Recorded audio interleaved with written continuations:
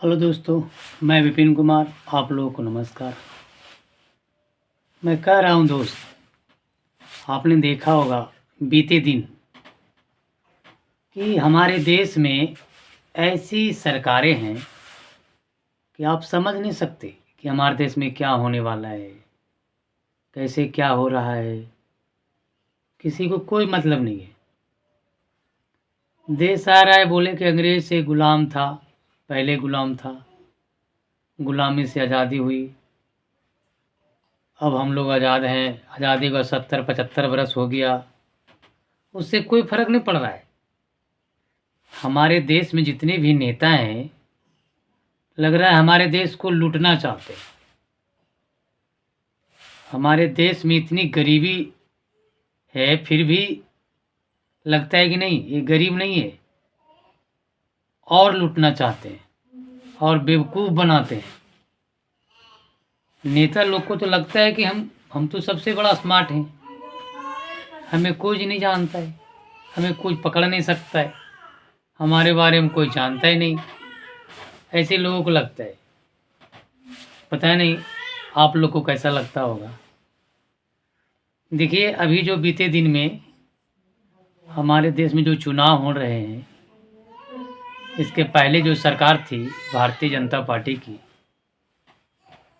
उनकी सरकार तो पता ही नहीं चलता है कि किसी का कोई अहमियत नहीं देता है। कोई अब पार्टी हो या कोई गरीब आदमी हो, कोई किसान हो या कुछ भी हो, या युवा हो या बेरोजगार बंदा हो, किसी से कोई मतलब नहीं है इस पार्टी को।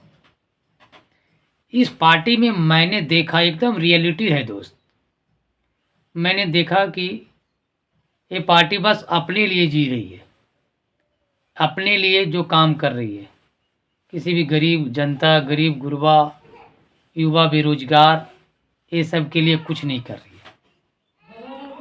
आपको लगता होगा कि ये सब बेकार है, बोल रहे हैं, इसको कुछ नहीं पता है। मैंने 10 सालों के अंदर देखा हूँ कि मीडिया को बोला जाता है स्वतंत्र है। हमारे देश में मीडिया ही एक ऐसा चीज़ है, मीडिया ही एक ऐसा स्तंभ है जो स्वतंत्र है। लेकिन हमें तो नहीं लगता है कि मीडिया स्वतंत्र है। जो लोग प्रेस रिपोर्टर वाले को कहते हैं गोदी मीडिया, वो शायद सही कहते हैं, क्योंकि मैंने देखा, मैं भी समझ रहा हूँ, मैं कितने दिनों से देख रहा हूँ कि मीडिया भी उन्हीं लोगों को दिखाता है। जो गलत करता है उनकी गलत नहीं दिखाएगा, जो सही करता है उनकी सही चीज़ नहीं दिखाएगा। गलत लोग है, गलत लोग को भी अच्छे करके दिखाते हैं। बार बार मतलब एक गलत आदमी को ही प्रोजेक्ट किया जा रहा है, आगे दिखाया जा रहा है कि ये अच्छे आदमी, अच्छे आदमी, अच्छे काम किए। क्या अच्छे कर रहे हैं? जितने गलत आदमी हैं उतने ज़्यादा उनको दिखाया जाता है, उनके ज़्यादा उनको एडवर्टाइजमेंट किया जाता है, उनके आगे बढ़ाया जाता है, उनका पब्लिसिटी ज़्यादा किया जा रहा है। हमारे देश की ऐसी हालत है कि मीडिया भी बिक चुकी है।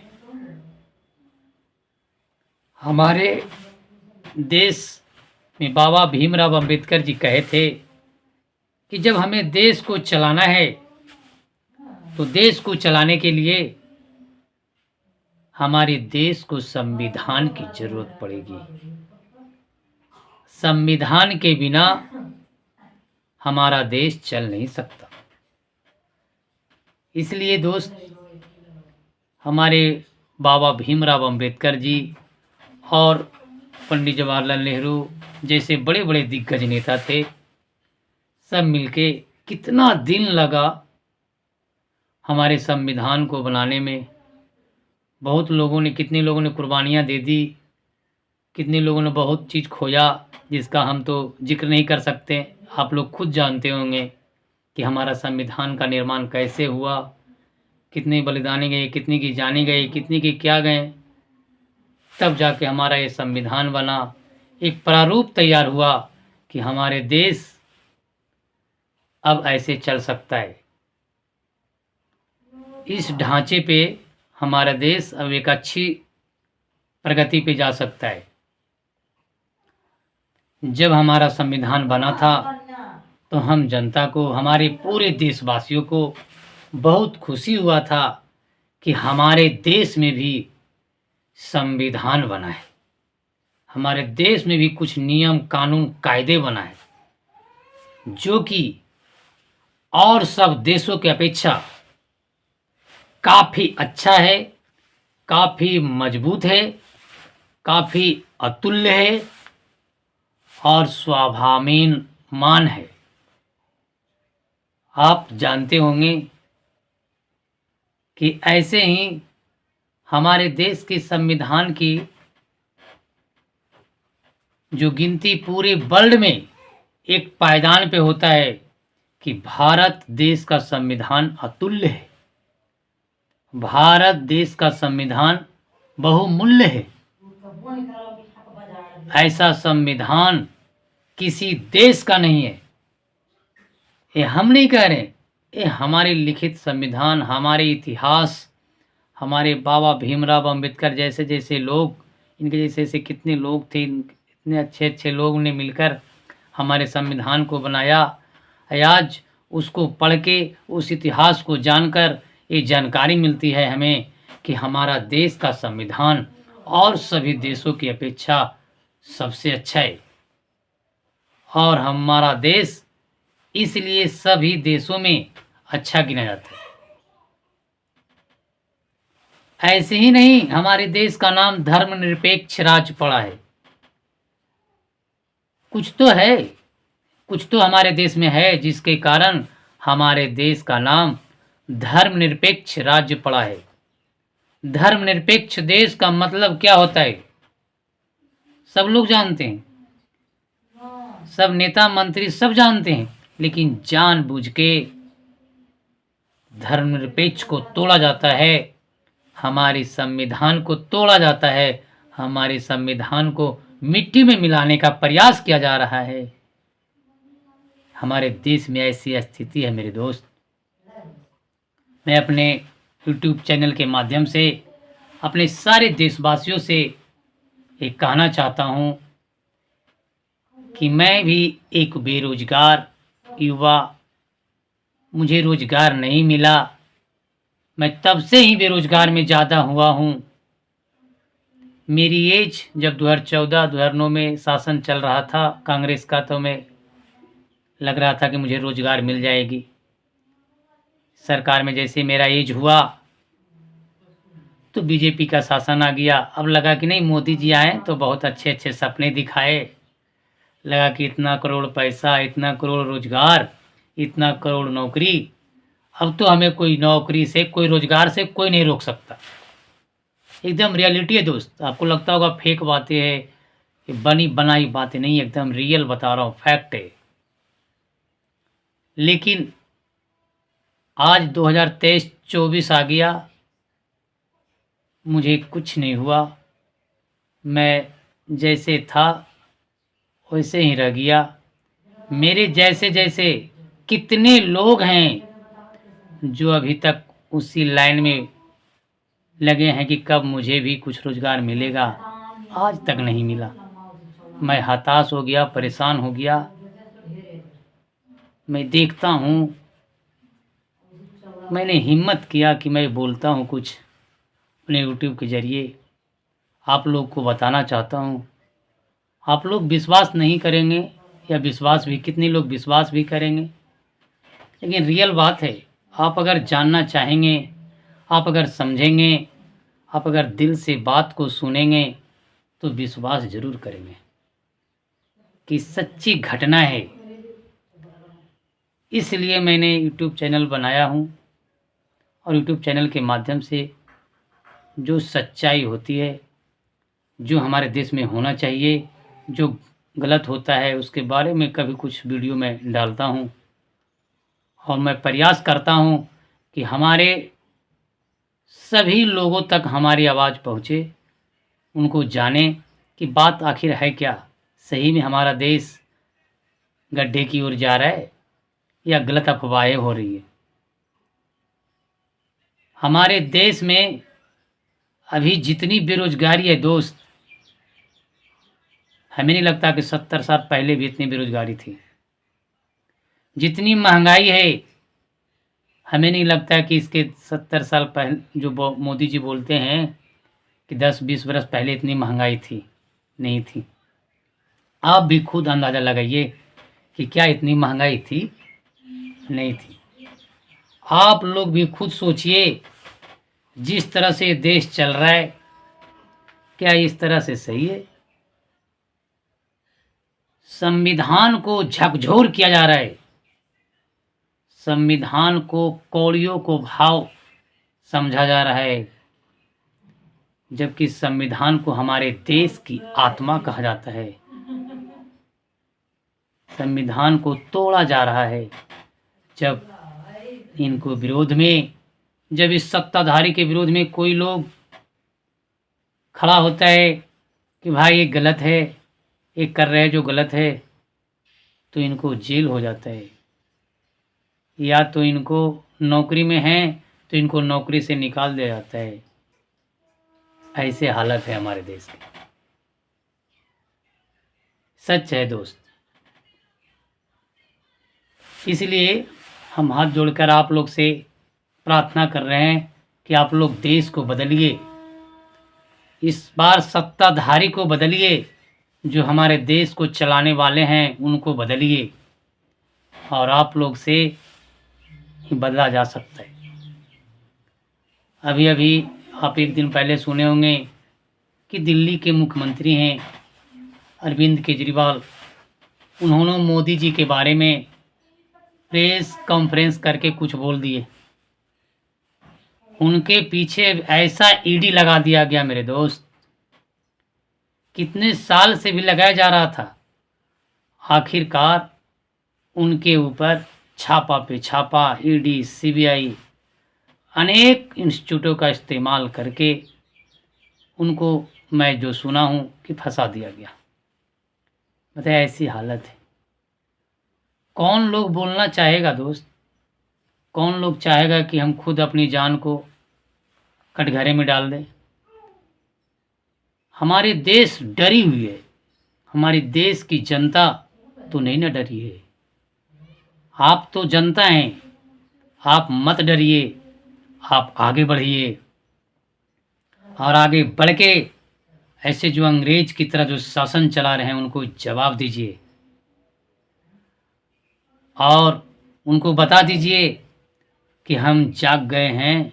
हमारे देश की सभी जनता आपको जवाब देने के लिए तैयार है। आप जो कर रहे हैं सत्ता में बैठ के, वो अब नहीं चलेगा। इस तरह से हमारे देश में तरक्की होगी, अन्यथा हमारे देश एकदम बर्बादी की कगार पर है। जो लोग विरोध करता है अपनी नौकरी के लिए, अपने रोजगार के लिए कोई आंदोलन करता है, उसे सड़क पर दौड़ा दौड़ा कर पीटा जाता है। क्या ऐसे होता है? ऐसे डेमोक्रेसी है? लोकतंत्र में हर लोग को बोलने का अधिकार है, हर लोग को कुछ मांगने का अधिकार है, हर लोग का सेम अधिकार है कि आप सत्ता में हैं तो आप हमारा नाजायज फ़ायदा नहीं उठाएंगे। आप हमको वादा किए थे कि मैं आऊँगा तो आप लोग के लिए नौकरी दूंगा, महंगाई को कम करूंगा, आपके लिए ऐसे ऐसे सुविधाएं लाऊंगा जिससे आपको परेशानी कम होगी। हमारी परेशानी कहाँ कम हुई? और जहाँ तक आप भी हमें परेशान कर रहे हैं। हमारा परेशानी, हमारी महंगाई कम करने के बजाय आपने महंगाई को और 4 गुना, 5 गुना, 10 गुना तक बढ़ा दिए। बताइए, यही वादा किए थे आप? आप भी पूछिए। मैं अपने देश की जनता से, हर एक युवा से प्रश्न करता हूं कि आप भी का एक सवाल होना चाहिए कि आप जो कहे थे आप कितने काम किए? आपने कहा था हर साल 10 लाख नौकरी, 20 लाख नौकरी आएंगी, क्या आ रही है? आपने कहा था हर साल 2 करोड़ रोजगार मिलेंगे, क्या मिल रहे हैं? जितने आपने कहा था कि जो महंगाई अभी है मैं उसको कम कर दूंगा कि हमारी गरीब जनता को इतनी महंगाई का सामना ना करे पड़े, क्या महंगा हो गया। इसलिए मैं कह रहा हूँ आपसे, आप लोग जागिए, हमारी देश की जनता को बताइए, सब एकजुट होइए, तभी हमारे देश की सत्ता बदलेगी। अन्यथा ये सत्ताधारी लोग हमारे देश को चूसते रहेंगे, जकड़ लेंगे, फिर आप और हम कुछ नहीं कर पाएंगे। ऐसे बोलते रह जाएंगे, पीटते रह जाएंगे, सड़क पर दौड़ते रह जाएंगे, लेकिन हम गरीबों को मदद करने वाला, सहारा देने वाला कोई नहीं रहेगा। इसलिए मेरे साथियों, मेरे युवा साथियों, मैं आप लोग से अपील करता हूँ कि आप लोग उठें और मजबूती से उठें, ताकि इस सत्ताधारी जो हमारे ऊपर अपना जुल्म ढाते हैं, उनको दिखा दें कि हमसे ताकतवर आप नहीं हैं, हमने ही आपको सत्ता पे बैठाया है, तो हम आपको सत्ता से नीचे कर सकते हैं, हम आपको सत्ता से बेसत्ता कर सकते हैं, आपको कुर्सी हटा सकते हैं। इसलिए आप समझ जाइए, हमारा जो प्रश्न है, हमारा जो सवाल है, उसका जवाब दीजिए। हमारे जनता को, हमारे गरीब जनता को आप महंगाई कम कीजिए, रोज़गार दीजिए, हमारे बच्चों के लिए अच्छे स्कूल बनाइए। ये सब की सारी व्यवस्था होना चाहिए। ऐसी कोई व्यवस्था नहीं है दोस्त। आप देख रहे होंगे इस 10 सालों में तो लगता है गरीब इधर से उधर, एक काम छोड़ दूसरे काम, दूसरे काम छोड़ तीसरे काम, फिर भी उसको नहीं लग रहा है कि कहीं हमें चैन है। महंगाई इतनी बढ़ गई है कि नहीं लग रहा है कि हम जी पाएंगे। कितने लोग, कितने किसान भाई महंगाई के डर से आत्महत्या कर रहे हैं, अपने बच्चों को पढ़ाई के डर से आत्महत्या कर रहे हैं।